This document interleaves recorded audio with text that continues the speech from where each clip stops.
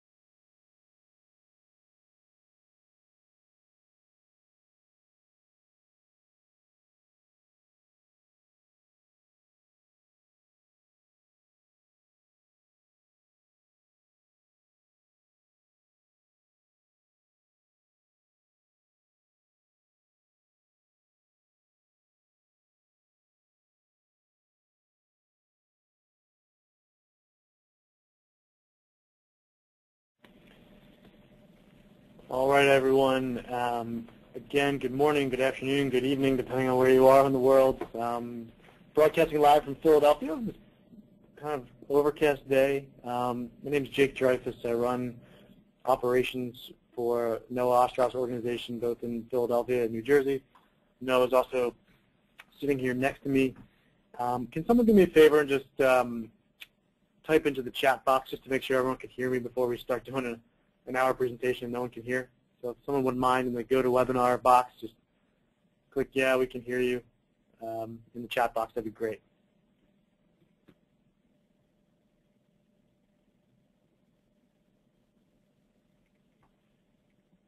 Awesome. Thank you so much.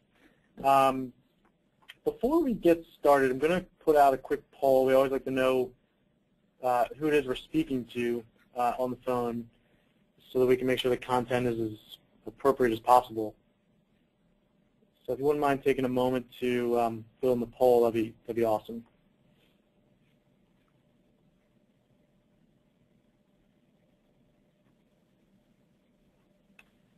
Okay, so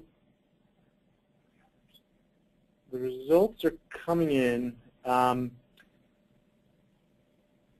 Do me a favor. There seems like there's the majority of the folks on the call are team leaders or agents on a team.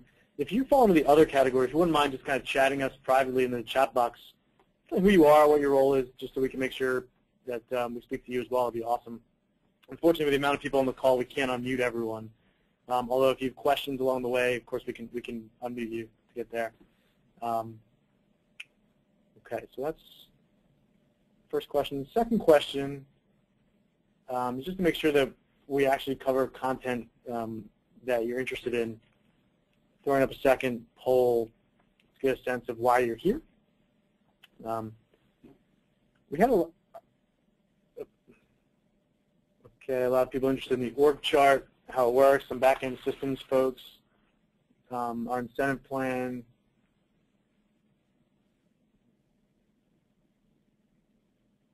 Cool. Awesome. So yeah, a lot of folks really centered on seeing how our back-end systems keep us all pulling in the same direction, what our org chart looks like, and how to design it, and incentive plans. Awesome. Thank you all for filling those out. It's really helpful. Some housekeeping items just to get started. Obviously, Noah's email address is right here on the screen. Any questions, concerns, comments, want to meet up separately to mastermind, feel free to email Noah or myself. My name, again, is Jake, so you can email me at jake@phillyliving.com, and I can certainly help coordinate a follow-up session. Yeah, just so everyone knows, we are recording this session. If you have to pop off early, we'll email it out to you. And also, I guess, valuable to know if we do unmute you and you ask a question, it's technically being recorded. The goal of today is to have a conversation, not just a really boring presentation. So do ask questions, raise your hand using GoToMeeting, on the right-hand side of your screen, and we'll do our best to stay in real time with you. Interrupt, ask questions, reach out to us personally, whatever you're comfortable with. And most importantly, do challenge our assumptions. So we're, this series now is our third webinar now? Yep. Third. So we're taking the tact of we're just going to put some stuff out into the world and hope some good stuff comes back to us and some idea sharing. And we've already had some one-on-one sessions with teams in Virginia and Maryland, and some folks even reached out today asking about potentially meeting up as well. So we're open to anything and everything. We came to Keller Williams because we wanted to share, and we're excited to be doing it. So thanks again for joining us and taking your time out of your day. We appreciate it. Noah, you want to just give maybe a high-level intro? Maybe some of the folks on this call is their first time joining us. Maybe some intro to kind of who you are, when you started the team, and what we'll do for this year. Sure. Yeah, I got into the business in 2008, and as most of you know, if you were in the business in 2008, the market was not good. In fact, it was horrible. So I had to really learn all of the things that it took to be a good salesperson, a good real estate agent, and a good business person. The business didn't come to me. I had to go out and get it. And because I learned the basics, I was able to be even more successful when the market got better. 2008, we did about 50 deals, first year in the business. Got up and running, grew a website. I don't want to give all the secrets away, but fast forward to this year. This year we'll probably do about 350 deals, maybe 125 million in sales volume. So that's the fast forward to this year. We'll kind of fill in the missing pieces along the presentation. Cool. And so some people are visual learners, some shots of folks on the team. You'll learn a little bit more about how this plays into our org chart in a moment, but these are the faces behind a lot of the deals, and even this needs to be updated. We've brought on a couple more folks, and even today we'll be bringing on as well. So we'll get back to this in a minute, but just wanted to touch on, give you guys a visual of who we actually are. This is Noah in the bottom left, and this is me right next door. So, all right, so let's start at the beginning with the why. So, Noah, obviously you had some options. You could have started just referring out business. Why did you start to build this team? So probably around, I would say 2009, we started to get really busy. And at that time, I was a one-man band. I was going on listing appointments. I was taking buyers around. I was writing up agreements of sales and listing contracts and running comps and marketing all of our listings online. I was doing everything myself. And I literally was running from my desk to the printer to pick stuff up because I had absolutely no time in my day to do anything because I was doing everything myself. And I eventually got to the point where I said, you know what, I need a change. I need some help. I can't continue to do this. And my manager at the time told me you need to hire an assistant. And my answer at the time was, why do I need to hire an assistant? Why do I need to pay $30,000 or $40,000 a year to somebody? I can do this myself. And he constantly told me that you hire someone to do that stuff, and you can go out and be more productive. And eventually I gave into it and realized that in order for me to grow the business, I had to focus my day on the more productive, more profitable activities. And at that point, I said, you know what, I'm going to turn over the administrative tasks to an assistant who I can pay, $30,000 or $40,000 a year to. So, we get a question from Stacy coming in. So, who was on your team originally? So, it's really, I just started as you, but the first hire was in fact your quote-unquote assistant, right? Correct. So, my recommendation, and this is what I do, is your first hire needs to be an assistant.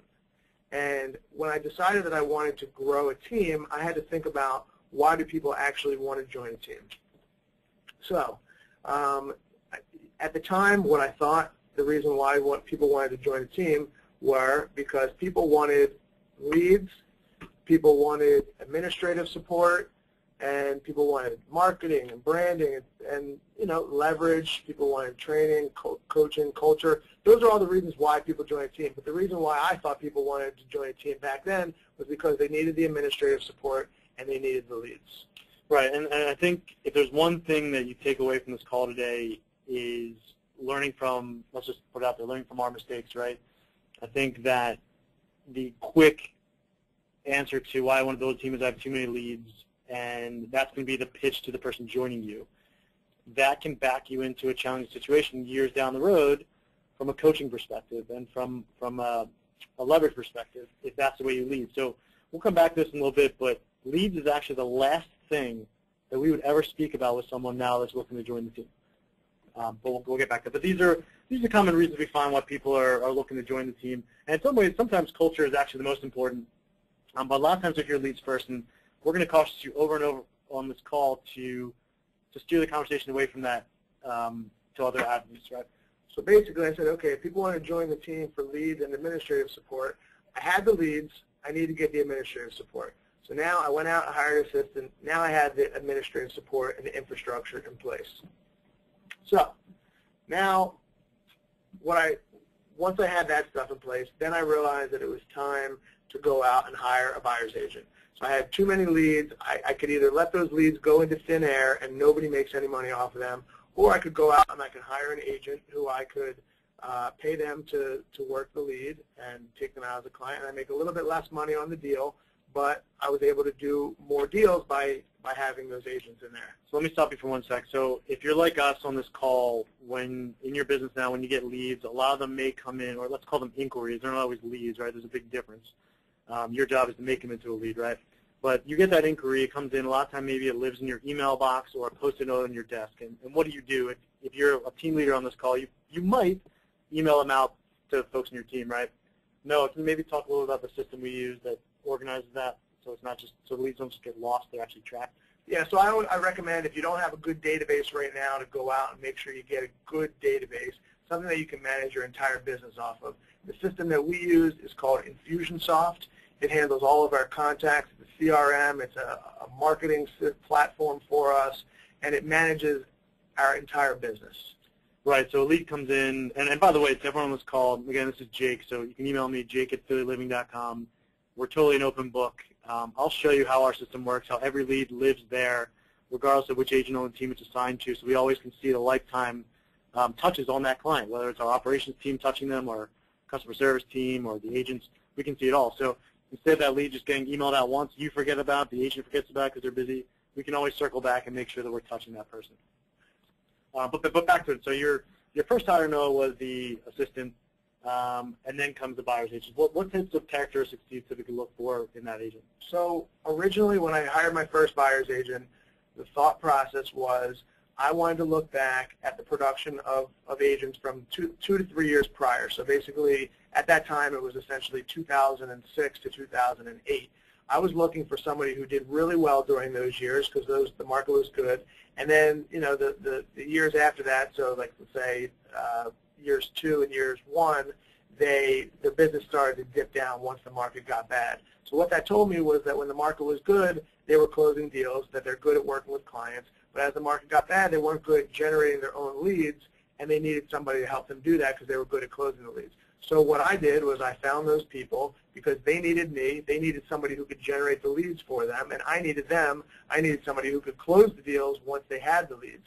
So those were the types of people that I hired originally, and for a long time, that's who I hired. Then the problem is as the market got better and as I was trying to grow the team, the original people I had were still depending on me for the leads, and they weren't going out and getting their own business. And that's what hindered us originally from being able to grow that team because there's only so many leads that can go around. And I think the formula that we've kind of established is that each agent should be able to handle 30 leads per month. So 30 leads per month per agent. And that's kind of the rule of thumb that we're typically using. So let's pause there for a moment because everyone is doing the mental math now and they're saying, okay, 30 leads a month, that's 1 a day, right, on average? Yep. That doesn't sound like that much to me, but can you explain why you think that number is actually correct? Yeah, so let's say you're getting 300 leads a month. So that's, you know, by that math, that would be, you could have 10 agents. But agent number 1, if they can handle 30 leads in month 1, that's probably a pretty manageable task. But then we all know that all 30 of those leads are not going to close that month. In fact, some of them may not be good leads, and some of them may roll over to month 2, 3, 4, 5, 6, 2 years later. So now you go into month 2, you get 30 more leads. Now you have 60 leads in your database that you have to follow up with. Month 3, 90 leads, and by month 6 you have 180 leads in your database. That's a lot of leads to work, especially if a decent percentage of them are actually good leads. So we found that any more than that, the agents will typically cherry pick the good leads, they'll only work with the high price stuff, and the leads that may not appear to be good on day 1 may turn out to in fact be good leads, but nobody's ever really worked them because they kind of get lost in the shuffle of having too many leads. Yeah, and there's a couple questions coming in about the database again, and to circle back on that, there's many reasons we chose Infusionsoft. It was just over Top Producer, for an example, because it offered us flexibility to really run campaigns the way we wanted to. So we understand that a web lead coming in on our website may not be ready to buy for 2 years, but we absolutely still need to nurture them in a different way than someone that calls from a sign. So this database for us allows the agents, frankly, they make that initial contact. Yeah, they're not looking to move for another 2 years. That's fabulous. One of the benefits of being on our team is you use this database. We're going to nurture that lead for you through emails, through direct mail, through a couple of tasks where you'd actually call directly. But that way, in 2 years, you've already built up this literally a pile of business that's sitting there that you didn't have to do anything for. So it also creates a really nice kind of golden handcuff situation where the longer your tenure is with our team, the more leads are popping into your bucket. And yeah, they're not all going to be ready to close today, but we actually, just this past week, had a lead that closed from 4 years ago that we've been nurturing. So it does work. You just need the patience there. So now we ramped up. We got our administrative assistant in place. We've got buyer leads, or buyers agents on the team. Now comes some marketing help, right? Okay, so we eventually I was able to free up a couple hours a day by not doing administrative tasks. My assistant at that time was handling all of the marketing and all of the transactions, and I was really just focused on going out and selling. I was going on listing appointments daily. I was taking buyers out daily, as well as my buyer's agent was doing that as well. At that point, we were doing so many transactions, and we had so many listings that my assistant just, frankly, couldn't handle effectively the volume that we have, and we weren't able to provide the level of service that we wanted. So at that point, we realized it's time to separate the tasks out, have my assistant only focus on transactional type stuff, and bring on somebody new to focus on the marketing and the listings. And I would say at that time, I would say kind of a rule of thumb is if you list 50 or more properties a year, then you should probably have a separate marketing person that only deals with the marketing of your listings. Right. And so a question came in from my buddy Link here. How many of those 30 leads do you expect them to close? And the beautiful thing about running an Infusionsoft system the way we do our database is that we don't, while we can certainly track every deal back to the exact lead source because it's tagged in our database, we actually can manage the pipeline instead of the lead. It changes the conversation drastically. On my next session, I'm happy to do just a solo Infusionsoft session, but we can then just say, okay, if the goal is for the agents to each do $7 million in business, we know at any given time they should have at least 130% of that in their pipeline because things fall through and this and that. So because you use a database like Infusionsoft, it takes it to the next level beyond what a top producer could do, and we can tag opportunities to opportunity values. So in any given month, we expect agents to close between 2 and 3 deals to kind of answer your question. So technically, it's 10% of the leads coming in, but it's not a hard and fast number because all the leads coming in every month won't close that month. But the cool thing about having a database like that, we don't know and I don't lose sleep over which of those leads are closing. We can just manage the overall pipeline and know that even if those leads are not ready to close this month, because we can't force that, but we can enforce a pipeline, right, and manage the pipeline. Okay, you told me, Agent A, you wanted to make $500,000 this year, but your pipeline's only $2 million in new business. Something's not adding up. We need to do more open houses. We need to do more farming, doing door knocking, et cetera, et cetera. So it allows you to elevate the conversation beyond, I've given you 30 leads, what have you done to close them? It really takes it. So just to piggyback on that a little bit, whereas where our business was a few years ago was very heavily web-driven. We had, PhillyLiving.com was one of the first IDX websites of its kind, at least in Philadelphia. We really had no competition. We were getting, 1,000 visitors to the site every single day, and probably about 200 leads just from that website every single month without paying a penny for it.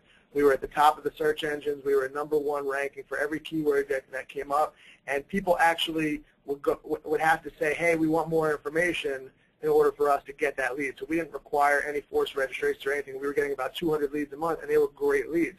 The problem is that when Google changed their algorithm, we quickly dropped off, and as more and more people got websites and IDX websites, it became, and Trulia and Zillow and Realtor.com, as they started spending more money, it became very difficult to rank very high up in the search engines without paying a ton of money for it. So that's what we did. At first, we paid a ton of money, and we were getting a lot of leads, and none of them were great. So we've actually revamped our business model a lot, and what we're doing now is we're saying we're allocating a certain percentage of your business towards each activity. So we're saying, okay, if you want to do 30 deals a year, here's where your business is going to come from. We're saying that 10% of your business should come from open houses. So if we're saying 30 deals a year, that's 3 deals a year from open houses. And in order to achieve that, you have to be doing 2 to 3 open houses per month. We're saying 10% of your deals should be coming from face-to-face meetings or networking events. So that's, we're saying that you should be going on 2 lunch meetings or 2 networking events every single week in order to achieve that 10%, those 3 deals. We're saying 35% of your deals should be coming from center of influence, past clients, referrals, so on and so forth. We're saying that only 15% of your business should be coming from websites. So whereas our business was very heavily web-driven in the past, we're saying that now only 15% of your business should be coming from that. So if you're supposed to do 30 deals a year, then 15% of that is 4 to 5 deals a year only that you have to be doing from websites. Now, if you're the type of person that's doing 20 deals a year from websites alone, I'm not saying that you should only be doing 4 to 5 deals from websites. I'm saying that that 20%, those 20 deals that you're doing from websites every year that you've been doing, that should now only represent 15% of your business. So if you're doing everything else effectively, and let's say, for example, you're not doing open houses, well, the theory behind that is if open houses represent 10% of what your total business should be, and you're doing everything but open houses, then in theory, you are only doing 90% of your possible production for the year. So we're looking at things very differently now, and it's helping the mindset. It's helping people with the activities they should be doing on a daily basis, and it's helping the agents on our team really grow and get focused and understand where the business should be coming from and what they should be doing on a daily basis. Right, and that ties back to one of the first comments we made, where don't be so quick to jump to the reason you should join my team is I have all these leads that I can't work with. Yes, that's absolutely part of the conversation, but no, that's not the reason they want to join you. This is our org chart on the screen right now. We take very much the same approach as Southwest Airlines does. I don't know if anyone on the phone knows the story about the CEO there, but it's a very simple, linear conversation with the CEO. Their tagline is the low-cost airline. So every decision that's made in that organization is, okay, do we want to offer M&Ms on the flight? Can we still be the lowest cost airline out there? If the answer is yes, absolutely, let's offer M&Ms. If the answer is no, let's not do it. So we take the same approach. You'll notice all of our agents are at the top. So this is our Philly Living team, 10 agents. Jersey team, we should wait that on as well. But all of our decisions, they're at the top of the screen because every decision we make has to benefit them and has to make sense for them. So we flip the org chart kind of upside down is what most people would expect. So agents live at the top. We don't, as a rule, we're getting some questions here. Do we limit, can an agent be both a buyer's agent and a listing agent? The answer to that question is yes, we allow that. But we'll get into that a little bit later. Timothy here in the middle is the key. Timothy is our team concierge. A huge benefit to being on this team is the fact that any non-revenue generating opportunity, or activity I should say, that comes across your plate, Timothy's job as the head of the concierge team to take it off your plate. Setting up showings, writing up a listing contract, creating your buyer presentation, you name it. We have a series of tasks that can be created for him inside of, again, Infusionsoft. So Timothy has his view into our database, so everyone lives in Infusionsoft, and it ties everyone together. So Timothy's role will obviously expand with the more agents that we bring onto the team, but right now the 10-to-1 ratio works just fine, because as you would imagine, a lot of agents are still type A and like to do everything on their own. But the more and more agents start to see the value in offloading some of those tasks, the more business they close. It's a really cut and dry. So Timothy kind of creates that frontline barrier. You'll find that when you hire your first assistant, the context switching that person will do throughout the day will drag down their productivity level. So Sheena was one of our longest tenured employees. She at first was the jack of all trades. She was that assistant that Noah spoke about. The challenge is she quickly gets brought into marketing tasks and into getting showing time feedback and doing a CMA and writing up a buyer contract. So as you can imagine, trying to do all those things in one day, the context switching doesn't allow you to do everything very well. So Timothy allows us to take all of the kind of the pre-sale tasks, and he can focus on that all day and constantly reprioritize based around what tasks come in. And me, as Jake is running operations, I have visibility into everyone's tasks, whether it's Timothy, the concierge, whether it's Sheena on the conveyancing side, or Katie, our next person we'll talk about, who's our listing coordinator. I have visibility into all that in Infusionsoft, and I can jump in and help out if we're getting one of those days where there's a backlog of activity. That's one of the keys, is having a good database. Going back to the top producer example, I can't manage customer service tasks and conveyancing there as the way I'd like. So Infusionsoft allows us to do that. And no, by the way, I'm not paid by Infusionsoft. We just love the product. So Katie was that second hire, Noah spoke about after you start bringing in your buyer's agents. Katie does all the listing marketing. So once, Jeff up top there, listing agent brings in a listing, drops the signed listing contract on her desk, and then the magic happens. She takes over and does all the consistent and persistent advertising and marketing that we do for our listings, and that's the reason we sell them so effectively. Dale is our director of marketing, brought on just recently when we hit the, probably over the 300 deal per year mark. Yeah, we actually call him the director of marketing and lead generation. Right, so that's definitely a position that you would not bring on right away. It's literally someone that lives, eats, and breathes, waking up every day thinking about how can I make the phone ring, and basically all those ideas swimming around your heads right now about whether it's the client appreciation party to the first-time buyer seminar you want to do, all those things and all those details that seem overwhelming when you're trying to manage your 25 deals a year. Dale has nothing else to do but worry about those things and make sure our phone rings. And when it rings, by the way, it all gets tracked in our database. So there's no margin of error there and no loss of opportunity. So again, something definitely a nice-to-have position that comes along down the road when you've already built up the ecosystem for folks. So Dale will a lot of times step in when a new hire joins the team. We'll sit down with that hire and understand exactly how they like to work and how we can best support them in their marketing efforts. Sandy, again, is a nice-to-have role. Once you've got a website spun up and you want to have some creative content written on it, he's our blog editor. So 5 blog postings a day, not only on Philly Living, but also on jerseyliving.com.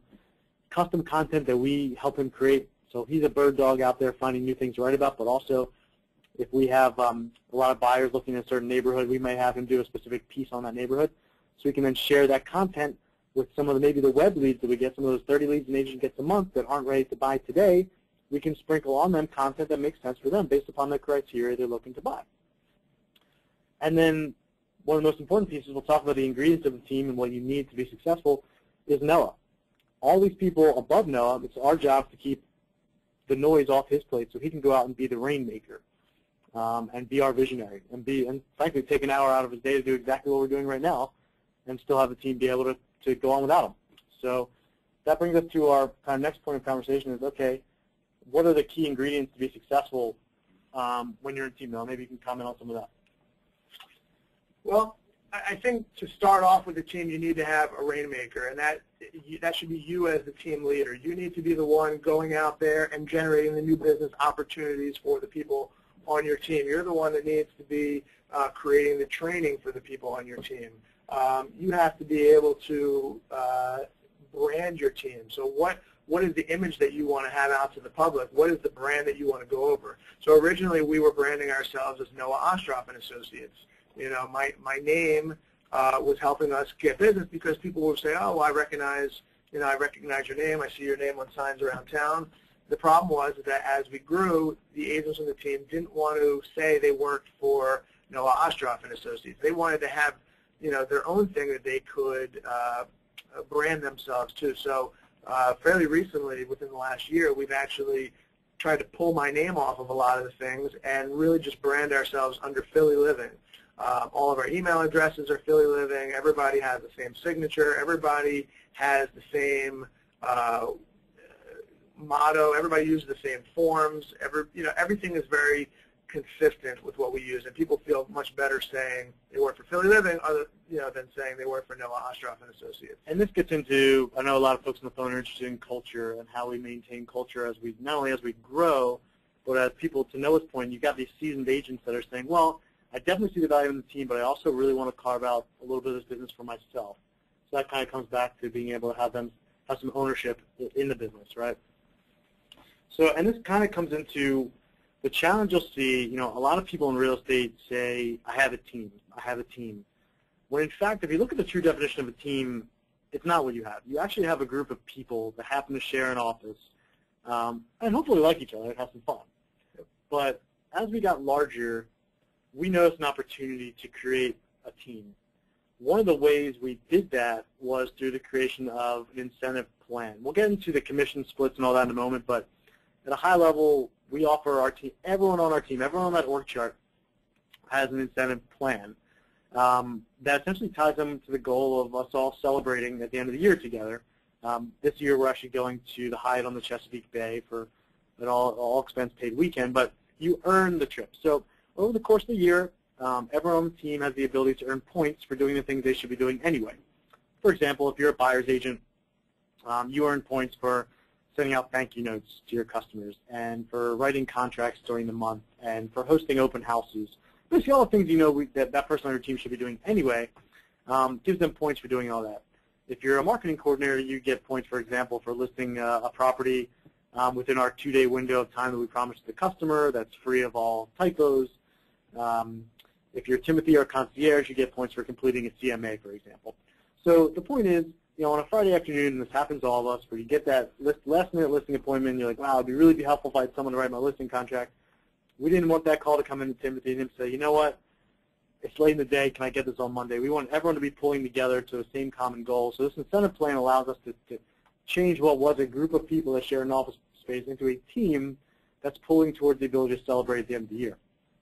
As real estate agents, we found that not one of us ever took time to celebrate the small victories or the large ones. Whether it's you just closed the deal and had a settlement, a lot of us are like, well, it's on to the next one. We never take that time, even at the new year. You take a day off for New Year's Day and then you're back on your horse.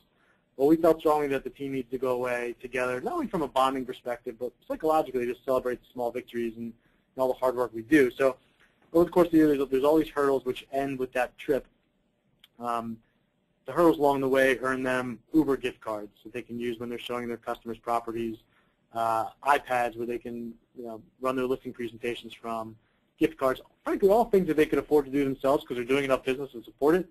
But it feels different, though, when you say when you earn it versus on whether you buy it for yourself. Oh, absolutely. Right? So before we jump to the next topic of compensation, we did have a question previously. Do we allow the agents on our team to be buyer's agents and listing agents? And the answer is, as of right now, yes. So you can work buyers and you can work listings. What we found fairly recently was that a buyer's agent's personality is very different than a listing agent's personality. A listing agent's personality is a little bit more aggressive, a little bit more marketing focused, a little bit more salesy. You have to be able to get in front of people and make an actual presentation and be really good at following up, and some of the same qualities as a buyer's agent, but you're a little more aggressive as a listing agent. So while we allow our buyer's agents to work listings as well, we're actually in the process right now of hiring listing agents who are specifically focused on listings that will not work with buyers, that will only spend all their day, every day working on listings. So we're about to change stuff around a little bit. Yeah, and so we had another comment from our friends up in New Hampshire, kind of agreeing, and they had the same issue making the decision: do I brand my team as the the Link Mosler team, or versus New Hampshire Fine Homes team? And it sounds like Link, you're going with the latter.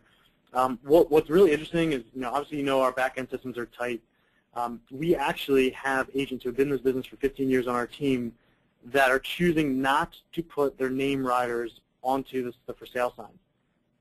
So meaning they're not putting their name and they're not putting their cell phone on the sign because our signs are answered 24/7 by a professional team, where we can actually provide good service to that customer versus when that listing agent gets the call on their cell phone and they're driving to the neighbor's barbecue. They see so much value in that and behind pulling towards the Philly Living or Jersey Living brand that they don't even want their name on it. You want to just explain how that works when somebody calls one of our signs? Yeah. So unfortunately, I think we removed the slide with what our signs actually look like, but I can send that out to everybody. But our signs have a really simple call to action. You want price and information on this property, call this number or text it. Obviously, the text is an auto reply. that gives them the basic, this is a 4-bedroom, 3-bath house, here's the price, respond to this text with your email address, and we'll send you some pictures. That goes right into our database and is assigned to an agent to follow up. If they call, it's answered 24/7 with a person that can have an intelligent conversation about the property, either answer all the questions or set up an appointment right there on the phone with an agent to go see it, and or pass it off to an agent to give more information about a specific property that may not be highly available. So as opposed to, like I was saying, the speakerphone call where you can barely hear the person, you don't have a pen to write down the number, and you say to the prospect, hey, do me a favor, I'm driving right now. Send me an email with your contact information, I'll get back to you. Well, we all know that never happens. So again, that comes back to the value of having this team and this org chart in place and the technology on the back end. So I think what we're seeing from all these comments is we should probably do a session where we actually show you our back end systems so you can see that. Okay. Let's, in respect of everybody's time, let's jump into compensation. I know we've got a lot of questions about the compensation, how do we pay the people on our team.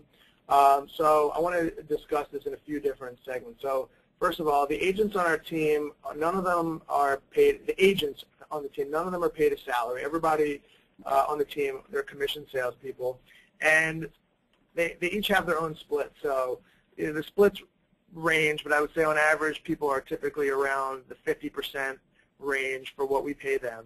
So the way it works is whatever the difference is between what our team split is versus what the agent pays, we take the difference. So if anybody on this call is from Keller Williams, Keller Williams has to pay a royalty fee and then also has to pay a cap towards your commission to the company. So the cap towards commission for the company, we as the team, we pay for that for our agents. So if our agent on our team is at a 50% split, they're at a 50% split. They don't have to pay any of the cap towards commission. However, they do have to pay their royalty fee, which in Philadelphia is $3,000. I think it's internationally with Keller Williams, $3,000. They pay that on their own, but we pay the cap for them. So basically, once we hit the cap for that agent at Keller Williams, we go up to 100% commission split. So now we make essentially 50% on those agents. Now, so that 50%, that gets rolled right back into the business. So that goes to support all of the stuff we do. So that's all of the marketing, that's all of the salaries that we have, that's all the overhead with the signs, et cetera. So we pay for all of the signs for our team. And we had a couple questions that just popped across about your conveyancing manager, your marketing manager. How are those folks paid? Just hourly? Yeah, those people are paid hourly. So it ranges probably, I would say, from $35,000 to $45,000 a year for the administrative people, and then the higher level positions are more. And then the incentive plan, obviously, on top of that as well. Yep. And frankly, for everyone on this call, the compensation plan for the hourly employees works out really well. I mean, they're going to be, and I'll be happy to share how we designed the point system. It's really fun. People have a blast with it, and you'd be impressed how excited people get, or surprised how excited people get about a $250 iPad that they could have bought for themselves because they make $150,000 a year, but because they earned it, doing things they weren't always doing, like the thank you notes to everyone. It's really fun to watch, and frankly helps keep those folks engaged. Yeah, I see we're getting some questions about what it is that we pay for as a team versus what the agents are required to pay for. So everybody does it differently. For us, what we do is I pay for all of the signs, all of the folders, all of the thank you notes. We pay for all of the photos for the team, all of the salaries and administrative positions, the conveyancing. We pay for all of that stuff for our team. So the question is, how do we manage that from a profitability standpoint? And a lot of people, when they talk about, in this industry, it's how many deals have you done? How many, what is your volume? Well, that stuff's great, but if you don't know what your profit is, volume means nothing. So we're very much focused on our profit. I mean, volume is great, that's what drives the profit, but we're very much focused on our profit. So the things that we look at are, number one, what are our expenses? So you have certain fixed expenses. Right now, we have a lot of salaries on the team. those are fixed. Those are not really things that you can change unless you cut people. But if you need the people, you need to keep the salaries in place. So those are pretty much fixed. The more variable expenses are the marketing expenses. So typically, what I'm looking at is somewhere in the ballpark of the 20 to 25% of my total income that we bring in to the team, the top line revenue, the gross commission, 20 to 25% of that is expenses. So we say 10 to 12% of our expenses are 10 to 12% are salaries, and 10 to 12% are allocated towards marketing. So that's how we get to 20 to 25%. Then we have to look at cost of goods sold. So our cost of goods sold are what it is that we pay to our agents and what we pay to our company. So let's just say on average, if our cost of goods sold are 50%, that's great. So then the balance of that is 50%. The more deals that I do, the more the cost of goods sold goes down because it waters it down. Because on my deals, it's 0%, right? Because 0% of the team. So if I do half the business and my team does half the business at a 50% split, then essentially, in theory, our cost of goods sold will be around 25%. The fewer deals that I do, then the higher our cost of goods sold is because the agents on the team are getting more of that. So you have to have a good, fine balance. So between the cost of goods sold at around 50% and the expenses around 20%, our net operating profit margin is around 30%. So typically we say 30% of our top-line gross revenue. So if you're a team leader who's trying to essentially pull back from sales a little bit and focus more on growing the team, your cost of goods sold is most likely going to go up and your profit margin probably is going to go down. So the only way to combat that and fix that is to increase your top-line revenue. So by increasing your top-line revenue, you're going to either make your agents more productive, so having them bring in more commission to the team, or essentially bringing on more agents who will bring that on. So what that will do is that it won't do anything to your cost of goods sold, but it will water down your expense ratio a little bit and keep your profit margin where you want it to be. So we're getting a question. We have two questions here. One I definitely want to touch on is how we're actually finding this talent. But before I do, we had another question to know about, really we're at a high level. Where do you see the team going? You just touched on one piece a little bit right there about trying to back out of the production yourself a little bit. But can you maybe touch on where you see the team kind of growing at a high level? Our 10-year plan is a very aggressive one. We want to be the first billion-dollar team in the country. So that's the first team to do $1 billion in sales in 1 year. I know that sounds like a lofty goal, but we actually have a very strategic plan in order to get us there.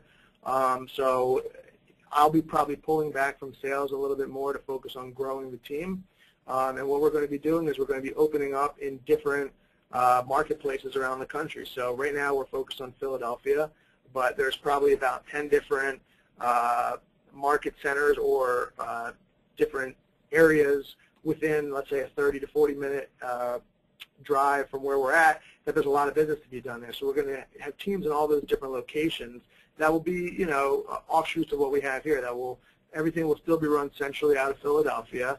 All the administrative stuff and the marketing stuff. We'll have agents in those different locations that specialize in those locations, and they'll have all the support and the systems and the structure and the training and all the stuff that we provide to our team in Philadelphia they'll have out there. And we're not expecting those teams to do 300 or 400 deals a year, but maybe those teams will do 40 to 60 deals a year.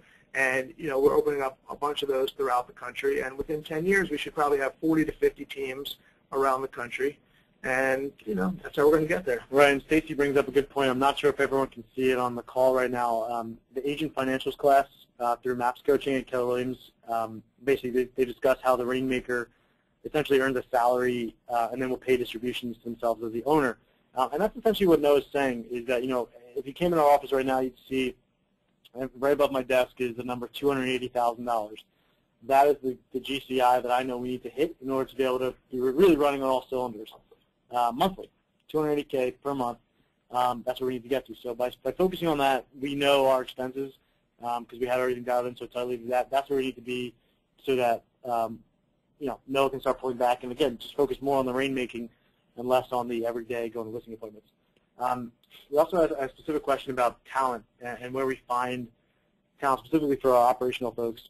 If you guys have ever, one of the best avenues for success we've had we get about almost a call every day from someone, hey, you know, I'm getting my license. I'm really excited about to join the industry. I'm really scared about, you know, leaving my $35,000 salary job. You know, I was thinking about starting real estate part-time. And we all know on this call that the part-time real estate thing just really doesn't work. That's actually an interesting avenue that we've used to find great talent. I mean, obviously there's the Craigslist answer, but unless you've gone through some really good coaching classes on how to hire and train folks, you're probably gonna have a hard time. So if someone's really interested, already interested in learning the business, we've had some folks on our team that Sheena, for example, our operations gal, she's a rock star. She's probably one of the most efficient conveyancers in the country, if not the world. You know, started studying to get her license and just realized, she's like, you know, I love the business, but this is the side of the business I really want to be on. And yeah, she still has her license, but she'll help out some friends here and there, but really it's all about, for her, just the operational side is what she loves. So starting there, finding folks that want to be in the business but maybe aren't comfortable giving up the salary. You know, what we found recently is that it's easier to find talent outside the real estate industry than inside. I'm not saying you can't find it inside the real estate industry, but it's better to go to outside industries that have good training programs, good sales programs. Really what you're looking for are professionals that are good salespeople and, you know, that can thrive in this industry. Because look back at when all of you guys and girls on the calls, when you guys started your careers, you know, you didn't know anything about real estate, but you grew your business. You brought it to the level because you were professionals and you worked hard and you did a good job. We also found that it's more difficult to hire agents within the real estate industry because everybody in the real estate industry is very much focused on splits. So I don't know very many jobs out there. If you go to monster.com and look up, you know, $100,000 jobs, there's not very many of them that exist. And if you want to make $100,000 in another industry, you have to be a very, very high-level person. You don't have to be a super high-level person in the real estate industry to make $100,000. So what we found is that real estate agents in the industry, they're very much focused on splits. So if you try to bring on a pretty decent producer onto your team, you know, they want 70 or 80%. Well, that doesn't work within the team model very well. So, but if you go out to somebody outside of the industry, somebody that's a professional, somebody that's a good salesperson, and say, hey, I can guarantee I can make you $100,000 this year as long as you follow the things I do.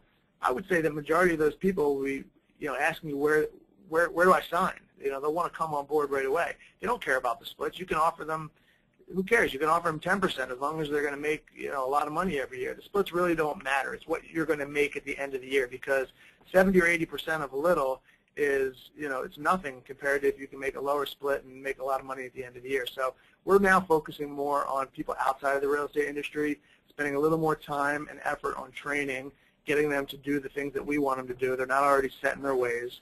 And, you know, molding them the way that we want them to be molded and, you know, helping them grow their business within our business. Yeah, so we're coming up on time here. Just want to, you know, open up the floor to any additional questions. We're obviously happy to show and share the internal systems because that's something specifically, if you're talking to someone in the industry and, like, if there's someone you admire out there, like, you know, I really wish they would join my team, if they're staring down the barrel of having to hire an assistant, one of the things they're going to be concerned about is obviously the financial piece of physically having to pay for it. But the other piece that people forget about is how challenging it is, how time-consuming it is to train someone.